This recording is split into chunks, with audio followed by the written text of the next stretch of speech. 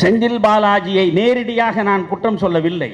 ஏனென்றால் நீங்கள் நினைக்கிறீர்கள் செந்தில் பாலாஜி இவ்வளவு தவறு செய்து விட்டாரா என்று. திராவிட முன்னேற்ற கழகத்தில் ஒரு செந்தில் பாலாஜி தானா இருக்கிறார்? திராவிட முன்னேற்ற கழக அமைச்சரவையில் உள்ளவர்களில் செந்தில் பாலாஜி மட்டும்தான் குற்றவாளி, மற்றவர்கள் எல்லாம் தேவமைந்தர்களா, உத்தமர்களா? தெளிவாக உங்களுக்கு சொல்கிறேன், எப்பொழுது திராவிட முன்னேற்ற கழகம் ஆட்சி பீடத்தில் வந்து அமர்ந்தாலும் ஒரு நாள் கூட ஊழல் செய்யாமல் அவர்களால் உட்கார்ந்து இருக்கவே முடியாது. இதை நான் அப்பொழுதே ஜூனியர் விடலில் எழுதியிருக்கிறேன், எங்கே போகிறோம் நாம் என்று. ஒரு சிறுத்தையின் உடம்பில் உள்ள புள்ளிகள் சாகும் வரை மறையாது என்பது போல திராவிட முன்னேற்ற கழகத்தில் உள்ளவர்களிடம் இருந்து நீங்கள் ஊழல் இல்லாத ஒரு நிலையை பார்க்கவே முடியாது. இன்றைக்கு இருக்கக்கூடிய நிலை என்ன? சென்ற 26ஆம் நாள் தமிழகத்தை பொறுத்தவரையில் ஒரு கருப்பு நாள். 26ஆம் நாள், இந்த மே 26 தமிழ்நாட்டின் கருப்பு நாள். நீங்கள் எத்தனையோ இடங்களில் ரெய்டு நடக்கிறது. ஜெயலலிதாவை கைது செய்யவில்லையா? சசிகலாவை கைது செய்யவில்லையா? அப்படி கைது செய்ய பொழுது அதிமுகவில் பல்லாயிரக்கணக்கில் தொண்டர்கள் இல்லையா? அப்படி பல்லாயிரக்கணக்கான தொண்டர்களை திரட்டி நிறுத்தி ஜெயலலிதா கைது செய்கிற பொழுது ஒரு பெரிய கலவரத்தை உருவாக்கி இருக்க முடியுமே? சசிகலாவை கைது செய்கிற பொழுது ஒரு கலவரத்தை உருவாக்க முடியுமே?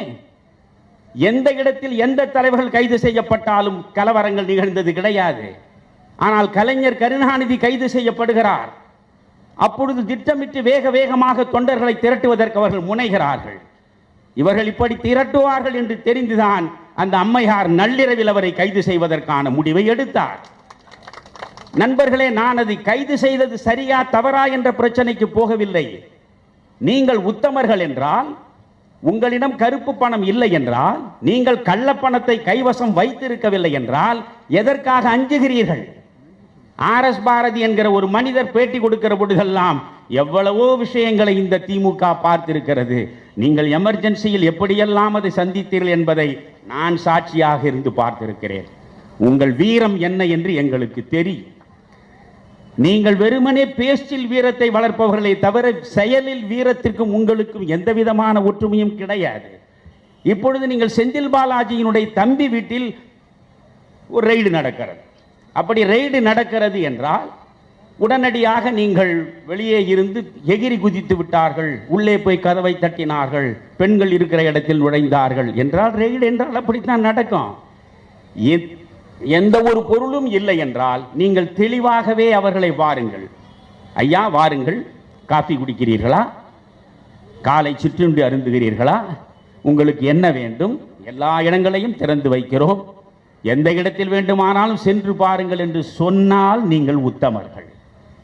ஆனால் நீங்கள் ஆட்களை திரட்டி அடிக்கிறீர்கள், அதிகாரிகளை அடிக்கிறீர்கள், அதிகாரிகளை மிரட்டுகிறீர்கள்.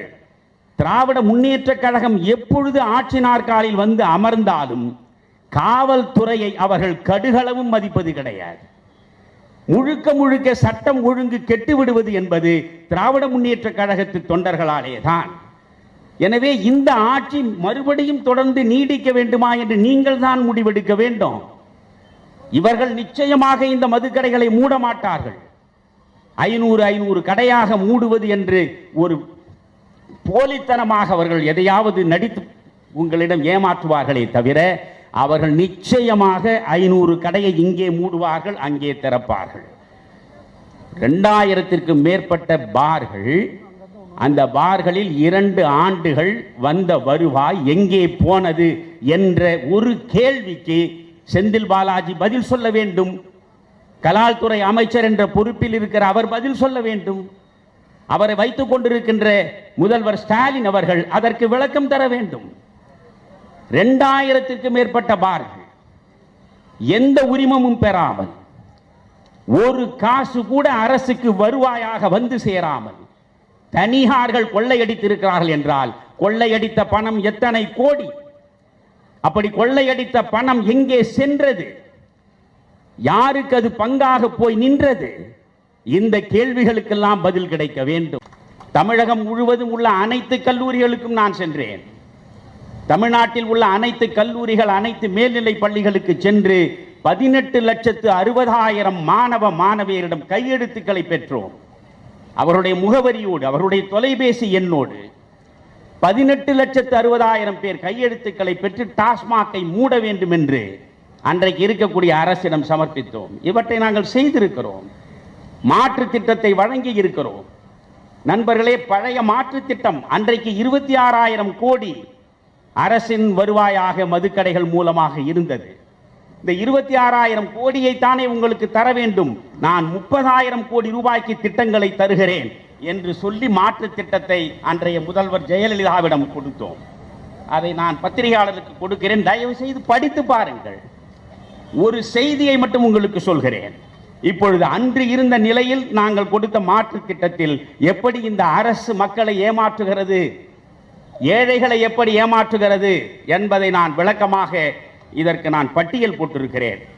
5 ஆண்டுகளுக்கு இலவச அரிசி, அதாவது ஒரு முறை மக்கள் வாக்களித்து ஆட்சிக்கு வந்தால் 5 ஆண்டுகள் அவர்கள் இருப்பார்கள். சரி, 5 ஆண்டுகள் அவர்கள் பல்வேறு வாக்குறுதிகளை வழங்கி அவற்றை நிறைவேற்றுகிறார்கள். அப்படியே வைத்துக் கொள்ளுங்கள். 5 ஆண்டுகளுக்கு இலவச அரிசி ஒவ்வொரு குடும்பத்திற்கும், அதனுடைய விலை 9,960 ரூபாய். 5 ஆண்டுகளுக்கு இலவச அரிசி கொடுத்தால் அந்த ஏழை குடும்பத்திற்கு கிடைக்கக்கூடிய பயன் 9,960 ரூபாய். கலைஞர் ஒரு தொலைக்காட்சி பெட்டி கொடுத்தார். அந்த தொலைக்காட்சி பெட்டி 2,700 ரூபாய். இவற்றையெல்லாம் விரிவாக நாங்கள் விவரங்களை பெற்றுத்தான் வெளியிட்டோம். 2,700 ரூபாயில் தொலைக்காட்சி பெட்டியை அவர் கொடுத்தார். மிக்சி கொடுத்தார்கள். மிக்சி 800 ரூபாய். அந்த 800 ரூபாய் மிக்சி இலவசமாக கொடுக்கப்பட்டது. கிரைண்டர் கொடுத்தார்கள். கிரைண்டர் 1,500 ரூபாய் இலவசமாக கொடுத்தார்கள். மின்விசிறி கொடுத்தார்கள். மின்விசிறி 500 ரூபாய். இப்படி அவர்கள் கொடுத்த இலவசங்கள் அனைத்தையுமே நீங்கள் சேர்த்தால் 15,460 ரூபாய். ஒரு குடும்பத்திற்கு இலவசங்கள் என்ற பெயரில் திராவிட அரசு கொடுத்தது 15,460 ரூபாய்.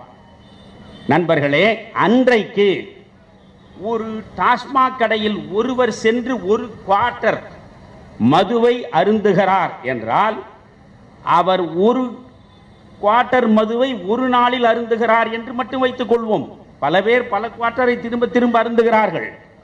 ஆனால் ஒரு குவார்ட்டர் மதுவைத்தான் ஒருவர் அருந்துகிறார் என்று வைத்துக்கொண்டு கணக்கு போட்டால் அந்த மனிதர் மட்டும், ஒரு குடும்பத்தின் தலைவர், அவர் மட்டும் இந்த அரசுக்கு செலுத்துவது 1,26,000 ரூபாய்.